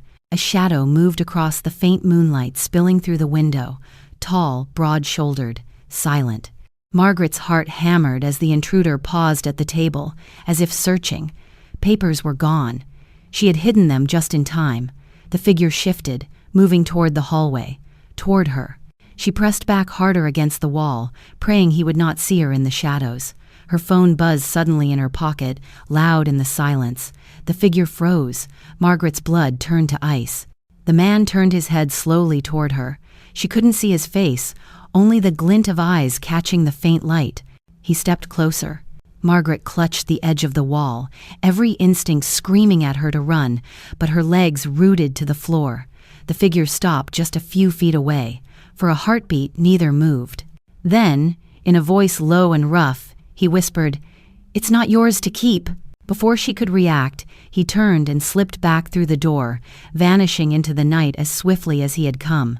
The silence that followed was deafening. Margaret stood frozen, her chest heaving. She fumbled for the phone in her pocket. A new message had arrived, not from Ethan, not from Karen, from the same unknown number as before. "Next time, you won't be alone in the dark." Margaret locked the door with shaking hands, then sank into the chair, clutching Richard's notebook retrieved from the basement. Her heart still pounded, but beneath the fear, determination burned. They wanted her to give up. They wanted her to be small. She pressed her palm to the notebook, whispering, "I will not let you down, Richard." But the question clawed at her as the night stretched on. Who was the man in her kitchen, and what would happen when next time finally came? The night after the break-in stretched on like a wound that refused to close. Margaret barely slept. Each time she closed her eyes, she saw the silhouette in her kitchen, heard the low rasp of his words, "It's not yours to keep." She kept Richard's notebook under her pillow, the leather cool against her cheek, as if the weight of it might keep her safe. By dawn, exhaustion pulled at her bones, but she forced herself up. The house felt strange, violated. She checked every lock twice, every window latch 3 times. Duke barked across the street, and Linda waved from her porch, concern etched into her face. Margaret raised a hand in reply, but the gesture felt hollow. She didn't want to worry Linda with the truth not yet. Instead, she drove straight to Karen's office. The February wind bit through her coat as she hurried up the stone steps. Karen's assistant ushered her in quickly, sensing her urgency. Karen looked up from her desk, her calm demeanor cracking as she saw Margaret's pale face. "What happened?" Margaret set the notebook on the desk. Her voice trembled despite her effort to steady it. "Someone broke into my house last night. They were searching for this. I hid it in the basement just in time." Karen's expression hardened. "Did you see them?" "A man. Tall, broad. I couldn't see his face, but he knew what he was after." Margaret pulled out her phone, showing the latest message. "Next time, you won't be alone in the dark." Karen leaned back, exhaling slowly. "This confirms it. They're escalating. Whoever's behind Marissa has money, power, and men willing to step into your kitchen. Margaret, this is beyond family now. It's organized." Margaret rubbed her temples. "I thought about calling the police, but what do I say? That a man broke in and whispered threats? They'll dismiss me as an old woman rattled by shadows." "You're not wrong," Karen admitted. "But even if they took it seriously, I'm not sure the police could help. Developers like these people Richard fought, they have ties, Margaret. Money moves quietly. Cases get buried." The weight of helplessness pressed on her chest, but Margaret refused to bow. "Then what do we do?" Karen opened the notebook, flipping through Richard's careful notes. "We get ahead of them. We find what Richard left behind, the leverage he meant for us to use. Once it's in the open, they can't silence you without exposing themselves." Margaret's throat tightened. "And Ethan?" Karen's gaze softened. "He has to choose. If he stands with you, he becomes a target too. But he's your son. He deserves the truth." Margaret thought of Ethan's haunted face the night before, his whisper, "I think I've made a terrible mistake." She nodded slowly. "He's beginning to see. Last night, for the first time in months, he looked like my boy again." Karen closed the notebook carefully. "Then let's give him something real to hold on to. Meet me tonight at my cabin. Bring Ethan. There's something I want to show you both, something Richard entrusted to me years ago, but we'll need to be cautious." Margaret agreed, though dread stirred in her stomach. Each step forward felt like walking deeper into a storm. That afternoon she tried to rest, but the house felt hostile. Every creak made her flinch, every shadow stretched too long. Finally, she sat at the dining table with Richard's papers spread before her. She traced his handwriting, forcing herself to read through the dense records. Most were land deeds and financial notes, but one page caught her eye, a list of names, written in Richard's neat script. North Star Development, Aegis Capital, Latham and Rowe. Beside each name, he had scribbled warnings, fraud investigations, tied to zoning scandal, bribed council member Burlington, 2009. Margaret's heart pounded. These weren't random. These were the enemies Richard had fought. And at the bottom of the page, underlined twice, were two words: still active. Her hands shook as she folded the page back into the notebook. This wasn't just about her house. Marissa and her backers wanted more. They wanted control over Richard's entire legacy. As the sun set, Margaret lit the porch lamp and waited for Ethan. The street was quiet, the kind of Vermont stillness that usually comforted her. Tonight, it felt like the pause before thunder. When Ethan arrived, his eyes were tired but determined. He carried a small duffel bag, as if ready for exile. Margaret hugged him tightly, then pulled back. "We're going to Karen's. She says she has something to show us." On the drive, Ethan was silent for a long time. Finally, he said, "Mom, if I'd seen those papers earlier, if I'd listened to Dad more, maybe we wouldn't be here." Margaret reached over, squeezing his hand. "We can't live in the maybes, Ethan. We live in what we do now." They arrived at Karen's cabin after dark. The porch light glowed faintly through the trees. Karen opened the door quickly, ushering them inside. The warmth of the wood stove wrapped around them, but tension crackled in the air. "Good, you came," Karen said, her voice low. She set a wooden box on the table, older than any file Margaret had seen. This was Richard's. He gave it to me a year before he passed. He said, "Keep it sealed until Margaret is ready." I think that time is now. Margaret's hands trembled as she reached for the box. The latch creaked as she lifted the lid. Inside lay a stack of envelopes, each marked with Richard's handwriting. Some bore dates, others only names. One envelope sat on top, labeled simply, "For Ethan." Margaret and Ethan exchanged a look. His throat bobbed as he reached for it, his fingers shaking. He opened it slowly, pulling out a letter. His father's handwriting filled the page. Ethan read aloud, voice breaking, "My son, if you are reading this, it means your mother has faced storms I wish she would never face. You are a man now, but you are still my boy. Remember, strength is not in power, but in loyalty to what is right. Do not let love blind you to truth, and do not let fear chain you to those who use you. Stand by your mother. Protect her. Protect what we built." Ethan's voice faltered. He pressed the letter to his chest, tears spilling down his cheeks. Margaret reached for him, and he clung to her, sobbing. Karen looked away politely, giving them the moment. When Ethan finally pulled back, his face was streaked with tears, but his eyes burned with something new resolve. "Mom, I'll fight with you, whatever it takes." Margaret nodded, her heart swelling with both grief and hope. Richard had spoken from beyond the grave, and his words had reached their son in a way she could not. But as she looked back into the box, at the envelopes marked with names she didn't yet recognize, a chill prickled her spine. If Richard had left so many warnings, how deep did this battle go? Margaret's fingers lingered on the edges of the wooden box as if it might vanish the moment she looked away.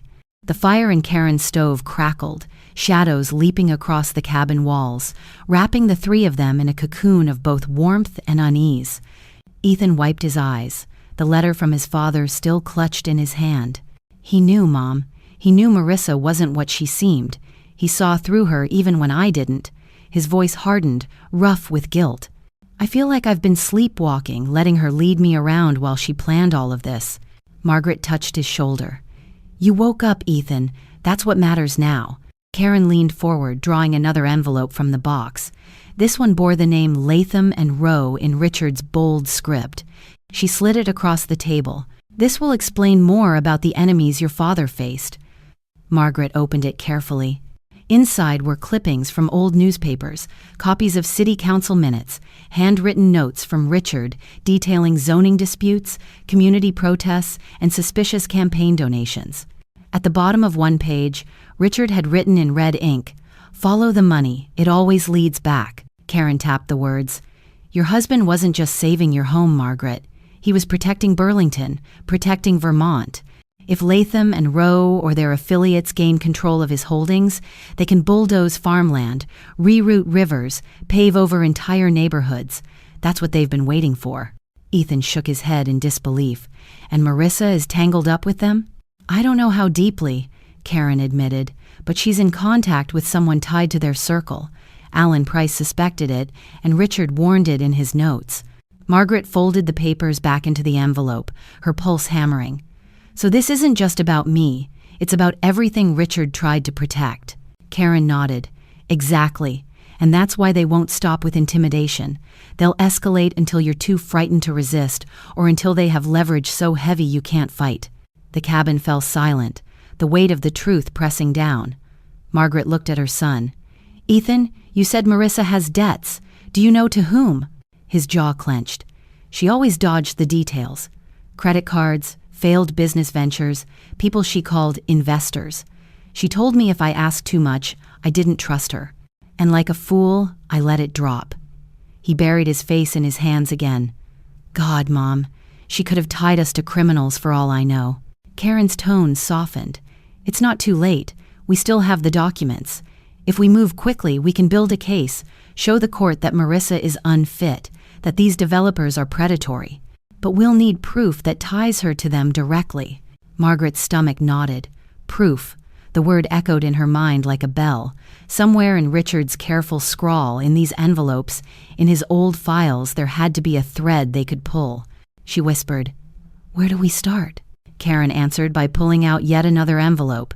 This one bore no name, only the word hidden. Inside was a single slip of paper with a safety deposit box number and a key taped to it. Margaret's breath caught. "A bank box?" Karen nodded. Richard must have placed something there, something he didn't trust to leave in anyone's hands. If it's what I think it is, it could be the evidence we need." Ethan's eyes narrowed. "Then we go tomorrow. Together." Margaret gripped the key, its cold metal pressing into her palm. A flicker of fear passed through her. If she and Ethan had it now, others would know soon enough. She could almost hear Richard's voice. "Be cautious. Not all battles are fought in the open." That night, back at her house, Margaret lay awake long past midnight. Ethan slept in his old room upstairs, his presence both a comfort and a reminder of how fragile their alliance still was. She stared at the ceiling, the shadows shifting with each gust of wind outside, and wondered what they would find in that box. By morning, resolve hardened. She brewed strong coffee, dressed in her warmest coat, and tucked the key safely into her purse. Ethan came down with tired eyes but a steady expression. "Ready?" Margaret nodded. "Ready." The drive to the bank felt like moving through a dream. The sky was heavy with gray clouds, snowflakes beginning to fall. Ethan kept glancing in the mirrors, tense. "I don't like how quiet it feels," he muttered. Margaret tried to steady him. "Your father always said silence is when you listen closest. Maybe that's what we need now." When they arrived, Karen was already waiting, her coat buttoned tight, her expression set. They entered together, the warmth of the lobby a sharp contrast to the icy air outside. Margaret approached the clerk, handed over the key, and signed the log. Her hands shook slightly as she did. The clerk led them to the private room where boxes could be opened. Margaret slid the small key into the lock, the click echoing in the silence. Her heart pounded as she lifted the lid. Inside was a leather-bound binder, worn and thick. Margaret opened it with trembling hands. Pages upon pages of financial records, contracts, photographs, even typed memos. And at the very front, a letter. "Margaret, if you have found this, it means the fight has reached you. These are the records of every deal I uncovered, every false signature, every bribe. I could not expose them while alive without risking you and Ethan. But now it is yours. Use it wisely. Trust only those who have proven their loyalty." Ethan leaned over her shoulder, his eyes widening. This is everything. Names, numbers, even photographs. Mom, this could destroy them." Karen's face was grave. "Which is exactly why they're coming for you. With this binder, you're no longer just defending yourself. You're holding a weapon." Margaret's stomach twisted. The weight of the binder felt like lead in her hands. She whispered, "Richard, what have you left me?" Before Karen could answer, Ethan stiffened. "Mom, look." Through the small window of the private room, a man in a dark coat stood near the lobby doors, watching them. Margaret's blood ran cold. The man wasn't moving, wasn't pretending to browse paperwork like the others. He was waiting. Karen lowered her voice. "We can't leave through the front. Not with him there." Margaret clutched the binder to her chest. "Then how?" Karen glanced toward the side hall. "There's a staff exit near the vault. We'll have to move quickly." Margaret's heart pounded as they gathered their things. The fight Richard had carried in silence was now roaring into the open, and she could feel the storm bearing down. Margaret held the binder so tightly her knuckles whitened. Every instinct told her to run, but she forced herself to breathe slowly. Ethan's hand hovered near her shoulder as if ready to shield her, while Karen's sharp eyes scanned the hall. "Stay close," Karen whispered. She led them through the side corridor, her heels clicking softly against the polished floor. The hallway smelled faintly of paper and dust, lined with doors leading to records rooms. Margaret's heart hammered, each step echoing like a drumbeat. They reached the end where a heavy steel door bore a discreet staff-only sign. Karen pressed the bar, and the door gave way to a dim stairwell. The cold air smelled of concrete and old paint. They descended quickly, their footsteps hollow in the stairwell. At the bottom, a plain metal door opened onto a narrow alley. Snowflakes drifted down, settling on Margaret's coat. She tightened her grip on the binder. For one breathless moment, she thought they had slipped away unseen. Then Ethan hissed, "Mom, look." At the far end of the alley, a figure stepped into view, the same man in the dark coat from the bank lobby. His face was shadowed, but his stance radiated intent. He didn't move closer, only stood with his hands in his pockets, watching. Karen touched Margaret's elbow. "Keep walking. Don't run. Running gives him power." They moved down the alley, the man's gaze burning into them. Margaret's pulse roared in her ears. Each step felt heavier, the binder like an anchor against her chest. When they reached the street, Karen raised her hand and hailed a cab.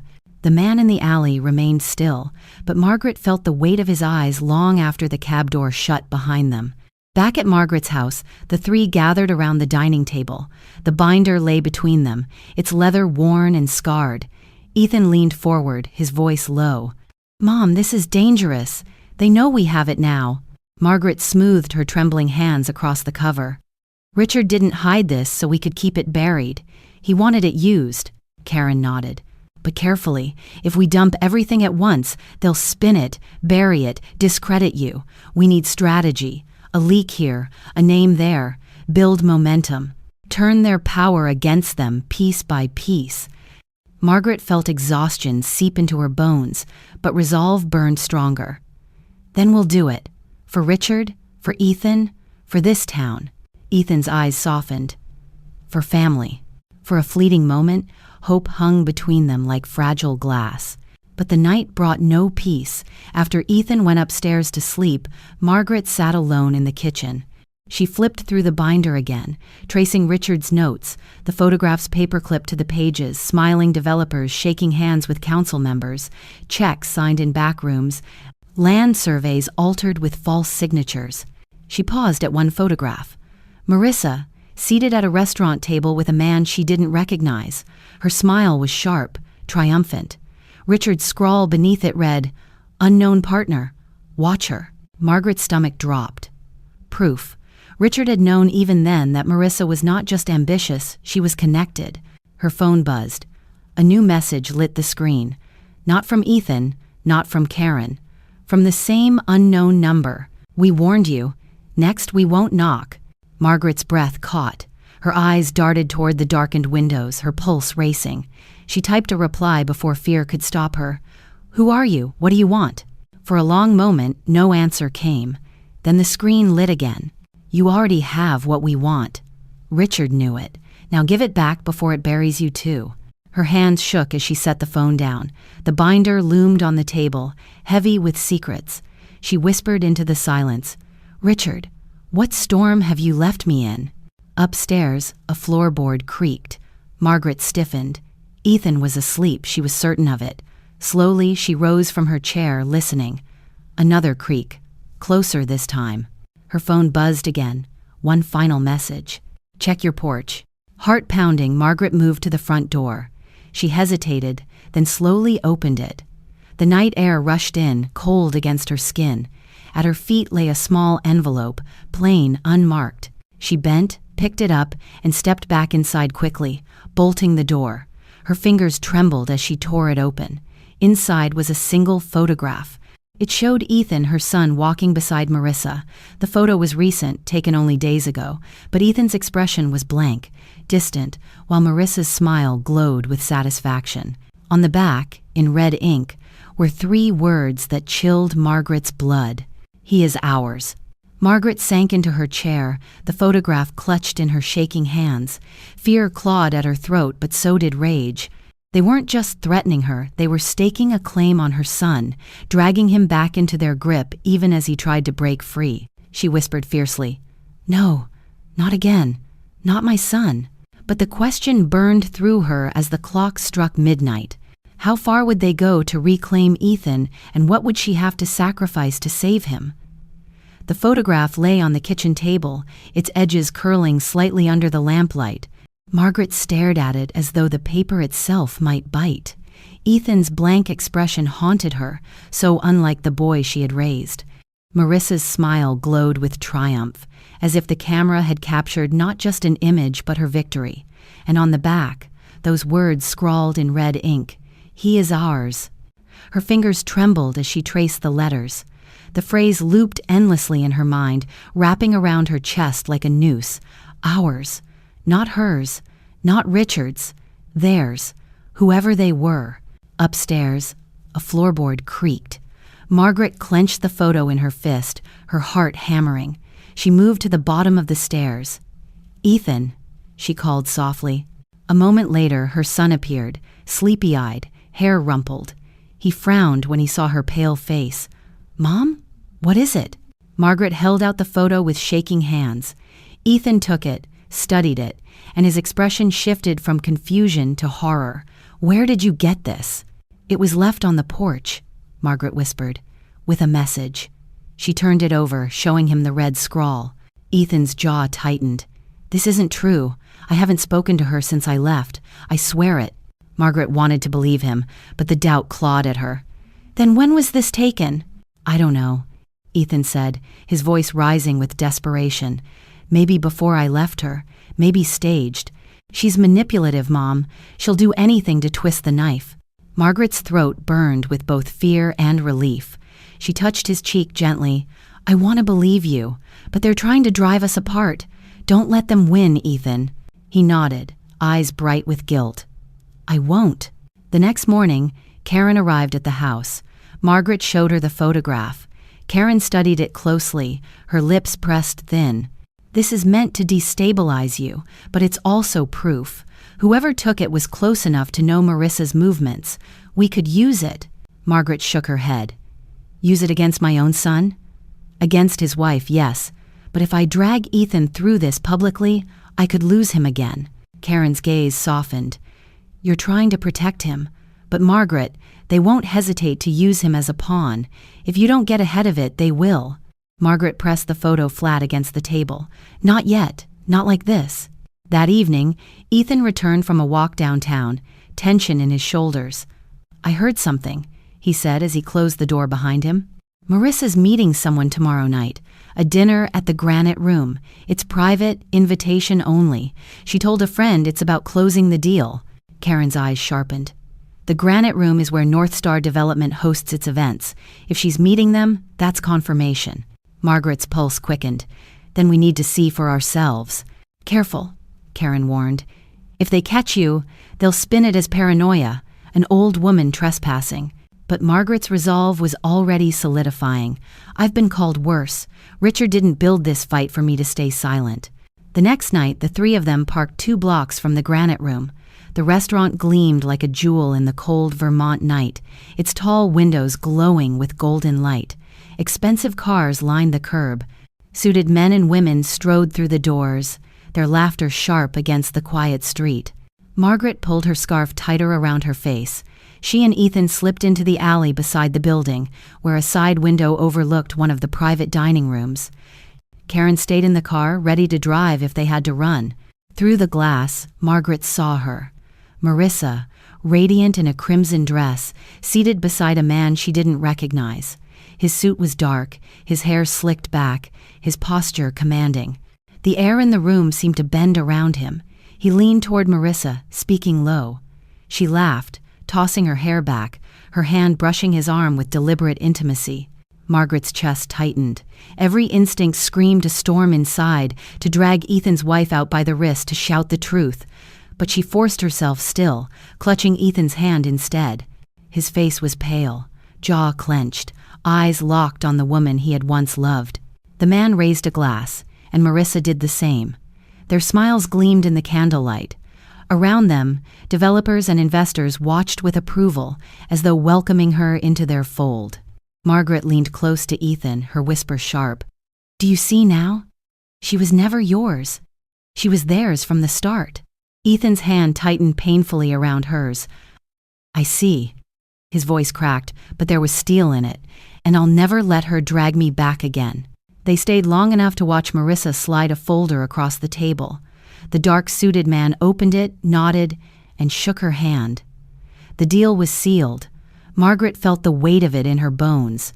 But then the door to the dining room opened, and a waiter stepped out. He glanced toward the window, his eyes narrowing as if he'd spotted movement. Margaret pulled Ethan down quickly, crouching in the shadows. Her heart pounded as footsteps approached the window. She pressed her back against the cold brick, praying the waiter would dismiss it as nothing. For a long moment, silence stretched. Then the footsteps retreated, the door closing again. Margaret exhaled shakily. "We can't stay. If they see us—" Ethan nodded, helping her up. "Let's go." They slipped back to the car, where Karen's anxious face waited behind the wheel. "Well?" Margaret's voice was grim. "She's in deeper than we thought, and she's not hiding anymore." The ride back from the granite room was silent, broken only by the hiss of the heater and the crunch of tires over icy streets. Margaret sat in the back seat, clutching Richard's binder against her chest as if it were a heartbeat. Ethan sat beside her, staring out the window, his reflection pale and gaunt in the glass. Finally he spoke, his voice ragged. I watched her smile at him the same way she used to smile at me. It's like she was rehearsing for this moment all along. I was just practice. Margaret reached for his hand, squeezing it gently. "No, Ethan, you were never practice. You were her mask, her cover. She used you, yes, but that doesn't erase who you are, or the man your father wanted you to be." Ethan swallowed hard, his hand tightening around hers. "I feel sick, Mom, angry, ashamed, all at once, but mostly, I want to make sure she never wins." Karen kept her eyes on the road, her tone firm. "Then that anger has to become strategy. You can't let rage make you reckless. We'll use what we saw tonight, but carefully. These men don't just play with money, they play with power, and power demands blood when it's challenged." Margaret shivered at the truth in Karen's words. She thought of Richard's notes, of the photograph left on her porch, of the man in her kitchen whispering threats. The fight was no longer looming, it was here, in their bones, in their nights without rest. Back at the house, Margaret spread the binder across the dining table once more. Ethan leaned over the pages, scanning each photograph and memo with renewed urgency. His voice steadied as he read aloud. "North Star Development, Latham and Rowe, Aegis Capital, they're all here. Dad was tracking them for years." Margaret pointed to one margin note, written in Richard's sharp hand. "Granite room meetings, laundering front." Her breath caught. He knew that place was their stage long before Marissa joined them. Karen tapped the page. "That makes what we saw tonight even stronger. It ties Richard's suspicions directly to Marissa's actions.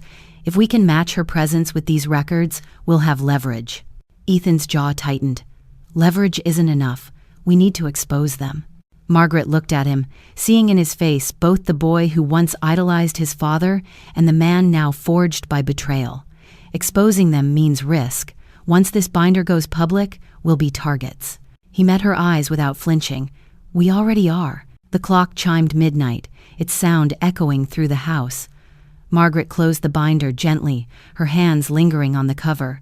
She felt Richard's presence, steady as ever, urging her forward. Later, when Ethan had gone upstairs to sleep and Karen had left for the night, Margaret remained at the table, staring at the shadows stretching across the walls. She thought of the photograph, "He is ours," and shivered. She had her son back, but for how long? The battle was tightening around them like a noose. Just as she began to clear the table, her phone buzzed. She froze, dread curling in her stomach. The screen glowed with an unknown number. For a moment she considered ignoring it, but curiosity pushed her thumb across the screen. "Hello?" she whispered.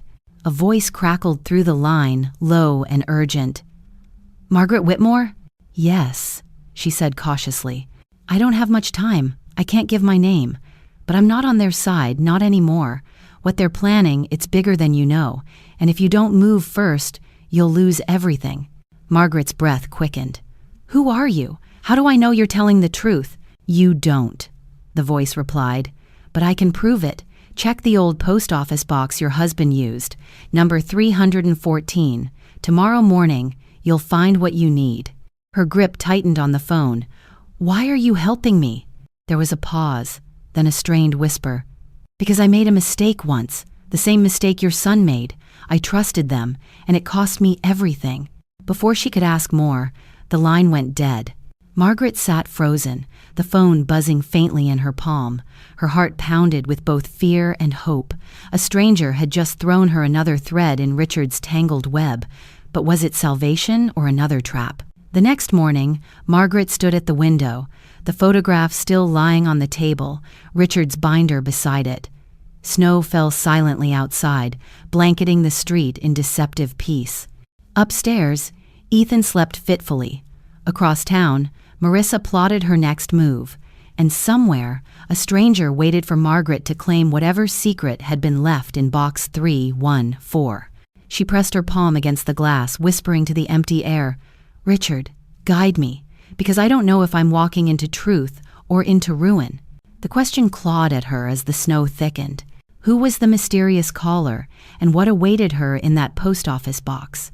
The snow still fell in soft veils the next morning when Margaret buttoned her wool coat and slipped Richard's notebook into her purse. Ethan met her by the door, his face pale from another night of restless dreams. "You really think this isn't a trap?" he asked, pulling on his gloves. Margaret hesitated, her hand on the knob. "I don't know, but your father always said when someone offers you a thread, you follow it. Even if it leads into darkness, you tug until the knot reveals itself." They drove through Burlington's quiet streets, the Buick's heater struggling against the chill.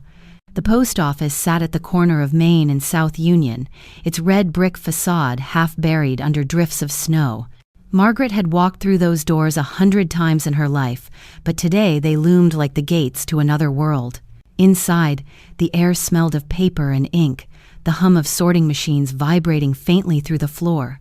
Margaret's steps echoed as she and Ethan walked past rows of brass-faced boxes. Her fingers trailed lightly over the small locks until she found it, 314. Her pulse quickened as she slipped the old key into the slot. It turned with a stiff click, and the door swung open. Inside lay a manila envelope, thick and weighty, and a small black USB drive taped to the flap. Margaret drew them out, her hands trembling. "What's in it?" Ethan whispered. Margaret untied the string, pulling the flap open. Inside were photographs, contracts, and a sheet of paper with Richard's familiar handwriting. "If you are reading this, Margaret, you have reached the part I could not carry alone. The documents here expose connections, money trails from North Star, from Latham and Rowe, from men who believe Vermont is for sale. Protect Ethan from them, and trust only those who prove themselves in sacrifice." Her breath caught. The phrase "prove themselves in sacrifice" echoed sharply. Was the anonymous caller one of those Richard had once trusted, now paying the price? Ethan leaned closer, his voice tight. "This is dynamite, Mom. These names, these signatures, they tie Marissa's new friends directly to bribery. This could destroy them in court." Margaret tucked the envelope into her bag. "Then we don't waste it." But as they left the building, Margaret sensed it, the shift in the air, the weight of unseen eyes. A black SUV idled at the corner, its windows darkened. The engine purred even though no snow clung to its hood, as if it had been waiting. Ethan noticed too. "Mom, get in the car. Now." They hurried back to the Buick, starting the engine quickly. The SUV pulled out a moment later, slipping behind them like a shadow. Margaret gripped the wheel tighter, her knuckles white. "They know," she whispered. "They know we took it." Ethan turned in his seat, his jaw tight. "Then let them follow. They won't scare us off." But Margaret's chest constricted as the SUV trailed them through 2 turns, then a third. Only when she pulled into Linda's driveway across from her own house did the vehicle glide past, vanishing into the swirl of snow. She sat for a long moment, her breath ragged. Ethan touched her arm gently. "We're okay. They didn't stop us." Margaret shook her head. "Not today. But they wanted us to know. They wanted us to feel the leash tightening." Inside, Margaret spread the documents across the table. Karen arrived within the hour, shaking snow from her coat, her eyes sharpening as she saw the evidence. She scanned the papers quickly, then the USB. This is enough to open an investigation, maybe even federal. But Margaret, once this goes forward, there's no going back. They'll fight tooth and nail, and they'll come for you harder than before. Margaret touched Richard's handwriting again, her throat aching. "We can't turn away now. If we stop, everything he fought for dies with him." Karen nodded slowly. "Then we'll need to make allies. Real ones. I know a journalist, she's stubborn, and she hates North Star with a passion. If we give her pieces of this, she'll dig." Ethan's face hardened. "Then let's start with Marissa. If the world sees her for what she is, her hold on me is gone forever." Karen hesitated. "Careful. Marissa's dangerous because she has nothing to lose. Expose her too soon, and she'll strike back." Margaret pressed her palms against the table. "Then we strike first. But carefully. Richard left us the map. Now we have to follow it. That night, after Karen left, Margaret sat by the fire with Ethan beside her. Snow tapped against the windows. The documents and USB lay safely hidden under the floorboards. Ethan broke the silence. "Mom, do you ever wonder if Dad knew this would fall on you? That maybe he was preparing you all along?" Margaret's chest tightened. "Every word he left me feels like a warning wrapped in love. He didn't want this for me, but he trusted me to bear it if it came." She looked at her son, her eyes wet. "And now I trust you. Don't falter, Ethan. Not again." He squeezed her hand firmly. "I won't." For a moment, warmth filled the room, fragile, but real. Margaret allowed herself to breathe, to believe that they might be strong enough. But just as she rose to douse the fire, a sharp knock rattled the front door. Mother and son froze. Margaret's pulse surged. She motioned for Ethan to stay back, then stepped cautiously to the door. She pressed her ear to the wood. Silence. Another knock, 3 sharp raps that seemed to split the night. "Who is it?" she demanded, her voice trembling but firm. No answer. Only the hiss of wind. Ethan moved beside her, his jaw tight. "Don't open it, Mom." But Margaret's hand had already reached for the latch. Slowly, she opened the door a crack. Snow blew in, and on the porch lay another envelope, small and pale against the wood. Margaret bent, picked it up, and shut the door quickly, bolting it behind her. Ethan hovered, his face tense. "What now?" She tore the envelope open. Inside was a single sheet of paper, typed in block letters. "The binder and the USB belong to us. Return them within 48 hours, or Ethan will not walk free." Margaret's vision blurred. She clutched the page, her chest heaving. Beside her, Ethan's face drained of color, his eyes wide with shock. "Mom," he whispered. Margaret sank into a chair, her hand trembling, the note fluttering like a blade in the lamplight. She whispered into the silence, half to Ethan, half to Richard's memory. "They're not after me anymore. They're after my son." The clock ticked heavily in the silence, its sound louder than the storm outside. The threat was no longer vague, it was explicit, carved into every word of the note. Margaret clutched Ethan's hand tightly, the fear almost breaking her, but beneath it burned something fiercer. Rage. She whispered into the night. "They think they own him, but they've forgotten who is Mother Island." Yet as she held the letter, the question gnawed at her. How far were they willing to go to reclaim Ethan, and how much would she have to sacrifice to keep him free? Margaret sat still in her kitchen, the threatening letter trembling in her hands. Her whole life she had learned to endure in silence, but this time, silence would save no one. Ethan sat across from her, his eyes filled with shame and fear. She gripped her son's hand, her voice steady and low. "You are my blood. They can threaten to take the house, the land, the money, but they will never take you away from me." The next morning, Margaret and Karen carried the entire file and the USB to the federal courthouse in Burlington. Once the evidence was revealed, it was no longer rumor, it was a network of corruption, financial fraud and shadow contracts tied directly to North Star and the firm of Latham and Rowe. The case quickly escalated into a criminal investigation. News spread across Vermont. Men who once seemed untouchable now faced exposure. Marissa vanished from Burlington, leaving Ethan behind with nothing but his shame and a chance to start again. Margaret stood outside the courthouse, the winter wind biting her cheeks, but she did not tremble. Ethan approached, lowering his head. "I let them lead me astray, but because of you, I found my way back." Margaret placed her hand on his shoulder, tears slipping down her cheeks, though her gaze burned bright. "Not because of me, because you chose to return. Your father would be proud of you." A month later, her small Burlington home glowed again, not with the fire of conflict, but with laughter. Ethan often came for dinner, sometimes with old friends. Karen still visited, and Dorothy, the neighbor who had stood up for her, never failed to bring warmth. The house that once echoed with betrayal now pulsed with life. Margaret sat on her porch. The bonsai Richard had left her blooming with new shoots. She whispered into the wind, "We kept it all, Richard. And more, we kept the soul of this family." In that moment she understood. Her strength had never come from deeds or bank accounts. It came from love, from patience, from dignity.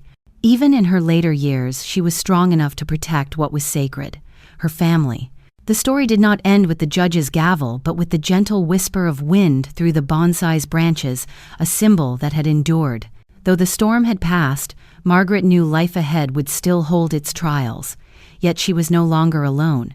Ethan had come home. The house still stood, and Richard's legacy lived on. And as a timeless reminder, Margaret smiled softly and whispered, "Dignity never expires." This story carries a weight far beyond the walls of Margaret's modest home in Vermont. At its heart, it speaks to a universal truth. Dignity, once rooted, can withstand storms that threaten to tear us apart.